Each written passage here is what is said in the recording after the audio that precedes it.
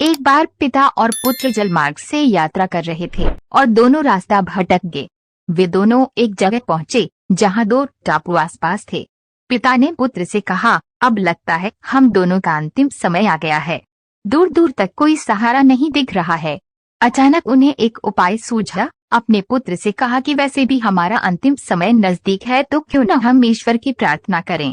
उन्होंने दोनों टापू आपस में बांट लिए, एक पर पिता और एक पर पुत्र, और दोनों अलग अलग ईश्वर की प्रार्थना करने लगे। पुत्र ने ईश्वर से कहा, हे भगवान, इस टापू पर पेड़ पौधे उग जाए जिसके फल फूल से हम अपनी भूख मिटा सकें।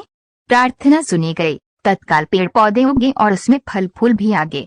उसने कहा, ये तो चमत्कार हो गया। फिर उसने प्रार्थना की, एक सुंदर स्त्री आ जाए जिसे हम यहाँ उसके साथ रहकर अपना परिवार बसाएं। तत्काल एक सुंदर स्त्री प्रकट हो गई। अब उसने सोचा कि मेरी हर प्रार्थना सुनी जा रही है, तो क्यों न हम ईश्वर से यहाँ से बाहर निकलने का रास्ता मांगे।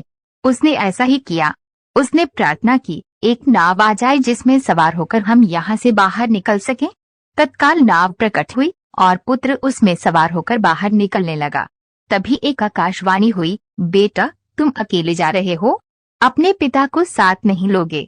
तो पुत्र ने कहा, उनको छोड़ो, वो इसी लायक हैं। प्रार्थना तो उनने भी की, लेकिन आपने उनकी एक भी नहीं सुनी।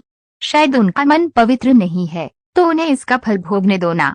आकाशवाणी कहती है, बेटा, क्या तुम्हें पता है कि तुम्हारे पिता ने क्या प्रार्थना की। पुत्र बोला, नहीं डैड, तो सुनो। तुम्हारे पिता ने एक ही प्रार्थना की, हे भगवान, मेरा बेटा आपसे जो मांगे उसे दे देना। प्रभु हम सबको इस लायक बनाना कि हम अपने माता पिता के साय में हमेशा हंसते मुस्कुराते रहें।